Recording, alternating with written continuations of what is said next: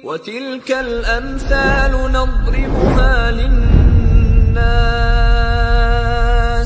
وَمَا يَعْقِلُهَا إِلَّا الْعَالِمُونَ.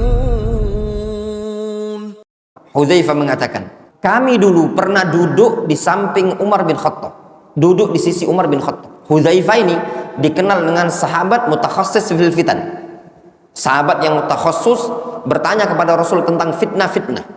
Beliau digolongkan sebagai sahabat yang memegang rahasia Nabi SAW, sahibus sir, banyak nyimpan rahasia dari Nabi SAW.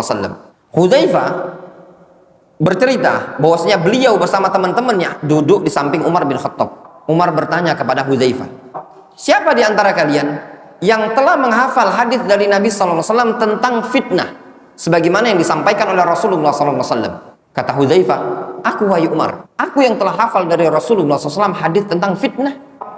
Umar mengatakan, sungguh engkau sangat berani. Bagaimana yang dikatakan oleh Rasul? Apa yang disampaikan oleh Rasul tentang fitnah? Bagaimana yang dikomentari oleh Rasul tentang fitnah? Umar bertanya kepada Hudzaifah, bagaimana fitnah tersebut?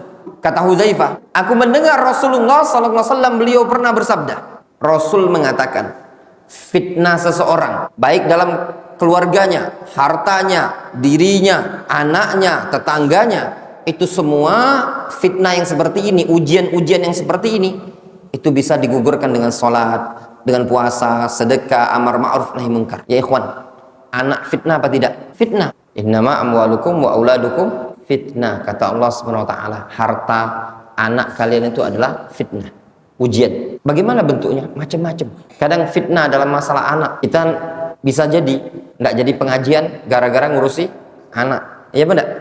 Nggak jadi menuntut ilmu gara-gara ngurusi harta, ya benar? Gara-gara motor rusak di bengkel, ngurusi motor, nggak jadi pengajian taklim, ya benar? Karena gara anak nangis, nggak jadi ngajar, berbagai macam. Nah, itu semua fitnah, baik fitnah dalam urusan keluarga, urusan harta, urusan diri kita pribadi, tetangga dan yang lainnya. Itu semua bisa digugurkan dengan amal ibadah seperti puasa, salat, sedekah, amar ma'ruf nahi munkar dan yang lainnya. Lalu sahabat yang mulia Umar bin Khattab radhiyallahu taala anhu, beliau berkata, bukan ini yang kuinginkan, namun yang kuinginkan adalah fitnah yang bergejolak, bergelombang seperti gelombang lautan. Ya ikhwan, yang ingin ditanyakan oleh Umar kepada Hudzaifah, Umar ingin bertanya tentang suatu fitnah yang besar setelah wafatnya Rasul, fitnah yang bergejolak besar sekali ibarat gelombang lautan. Ombak, antum tahu?